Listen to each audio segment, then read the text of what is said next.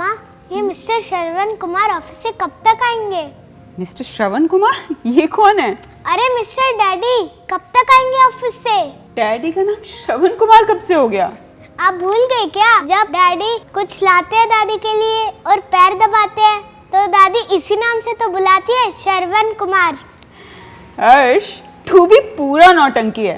पर तुम्हें पता है श्रवण कुमार है कौन? कौन है श्रवण कुमार? बताती हूँ।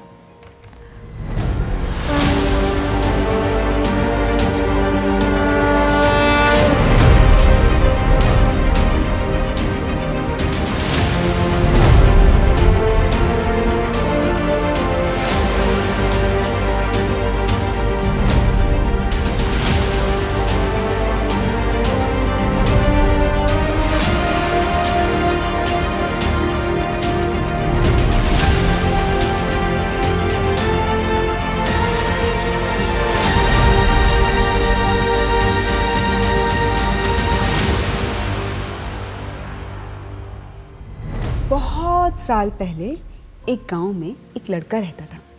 उसका नाम था श्रवण कुमार। उसके मम्मी पापा दोनों देख नहीं सकते थे। श्रवण कुमार एक बहुत ही आदर्शवादी और आज्ञाकारी बेटा था और अपने माता पिता की सेवा करना ही वो अपना धर्म मानता था। इतना ही नहीं, वो दिन रात घर के काम और माता पिता की सेवा में ही लगा रहता था। उनकी हर इच्छा पूरा करना श्रवण कुमार का कर्तव्य था। एक दिन वो भोजन करने के बाद अपने पिता के पैर दबा रहे थे। तब उन्होंने पिताजी से कहा, जानते हैं पिताजी, आज कुछ लोग तीर्थ करने जा रहे थे। वो भजन गाने में ऐसे मग्न थे कि उन्हें कोई सुध ही नहीं थी। तो श्रवण कुमार के पिता ने कहा, काश हम भी देख पाते तो हम सब भी तीर्थ करने जाते। ये बात सुनकर श्रवण कुमार ने मन ही मन ठान लिया कि वो कैसे भी अपने माता पिता को तीर्थ करने लेकर जाएगा। वो उसी दिन एक बढ़ई के पास गया और उससे एक कवर बनाने को कहा। कवर? वो क्या होता है मम्मा? बेटा, आपने वो तराजू देखा है ना, जिसपे सब्जी वाले वेट रखते हैं? बस कवर भी वैसा ही होता है। हाँ मम्मा, बैलेंस। हाँ, सही कहा, बैलेंस। ऐसा ही होता है कवर, जिसमें एक डंडे से रस्सियों की मदद से 2 बास्केट टंगी होती हैं। ओके, लेकिन श्रवण कुमार ने कवर क्यों बनवाया? उसने ऐसा इसलिए किया ताकि वो दोनों बास्केट में अपने माता पिता को बिठाकर चारों धाम की यात्रा करने ले जा सके। जब श्रवण कवर लेकर अपने माता पिता के पास पहुंचा और चलने की बात की तो उन्होंने बहुत मना किया, क्योंकि तीर्थ पर जाने के रास्ते बहुत खराब थे और उस पर माता पिता को कवर पे बिठा के पैदल रास्ता तय करना तो खतरे से बिल्कुल खाली नहीं था। पर श्रवण कुमार ने उनकी एक नहीं सुनी और उनको तीर्थ पे जाने के लिए मना ही लिया। दूसरे दिन सुबह तड़के ही श्रवण कुमार माता पिता के साथ तीर्थ पर निकल गया। महीनों पैदल चलकर उसने अपने माता पिता को तीर्थ के दर्शन भी कराए। दिन भर वो लोग सफ़र करते और रात में थक कर कहीं सो जाते। माता पिता दोनों का वजन अपने कंधे पे उठाए और मीलों पैदल चलने के बाद भी श्रवण कुमार के चेहरे पे कोई थकान दिखाई नहीं देती थी। और पता है, वो रात में भी उनके पैर दबाए बिना नहीं सोता था। दोनों माता पिता ऐसा पुत्र पाके धन्य हो गए थे।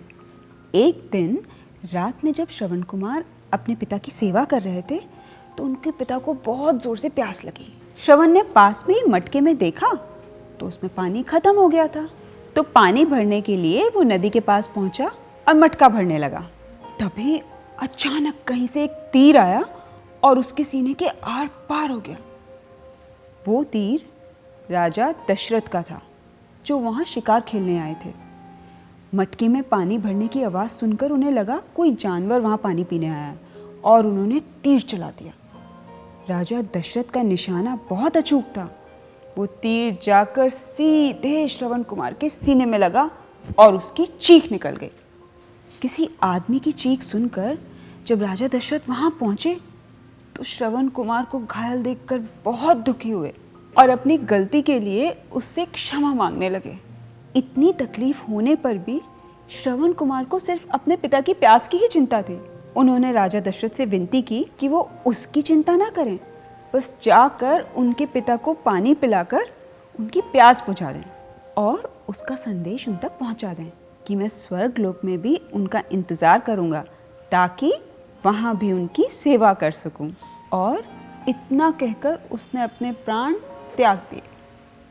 राजा दशरथ बहुत दुखी हुए और एक हाथ में श्रवण कुमार को लिया और दूसरे हाथ में पानी का मटका उठाकर उनके माता पिता के पास पहुंच गए और बिना कुछ कहे वो पानी का मटका उन्होंने उनके माता पिता के सामने रख दिया। श्रवण की माता ने कहा, क्या हो गया था बेटा, कहाँ रह गए थे, बहुत देर कर दी। पर जब उन्हें कोई जवाब नहीं मिला, उन्होंने फिर पूछा, क्या हुआ, कहाँ रह गए थे, जब तक तुम जवाब नहीं दोगे हम ये पानी नहीं पिएंगे। अब राजा दशरथ की मजबूरी थी, उन्हें बोलना पड़ा, माताजी, पिताजी, मुझे क्षमा कर दीजिए, मैंने गलती से जानवर समझकर आपके बेटे पे तीर चला दिया। अब उसकी मृत्यु हो चुकी है, अब आप मुझे ही अपना बेटा समझिए, मैं आपकी खूब सेवा करूंगा। ये सुनते ही श्रवण कुमार के माता पिता शोक से भर गए। इतनी सेवा करने वाले पुत्र की मृत्यु वो बर्दाश्त न कर सके। उनके लिए तो जैसे उनकी जिंदगी खत्म ही हो गई थी। उन्होंने राजा दशरथ को श्राप देते हुए कहा कि जिस तरह से हम अपने पुत्र के वियोग में दुखी हुए हैं, उसी तरह तुम्हें भी अपने पुत्र का वियोग सहना पड़ेगा। और इतना कहते ही दोनों ने अपने प्राण त्याग दिए। श्रवण कुमार के माता पिता का श्राप राजा दशरथ को लगा और कई वर्षों बाद जब भगवान राम उन्हें छोड़कर 14 साल के लिए वनवास के लिए गए, तो उनका दुख राजा दशरथ सह नहीं पाए और अपने पुत्र से बिछड़ने के वियोग में राजा दशरथ की मृत्यु हो गई। श्रवण कुमार किसी भी पेरेंट और बच्चों के लिए एक आदर्श है। हर माता पिता ऐसा ही बच्चा चाहते हैं जो उनकी सेवा करे, उनकी बात माने और उनका आदर सम्मान करे।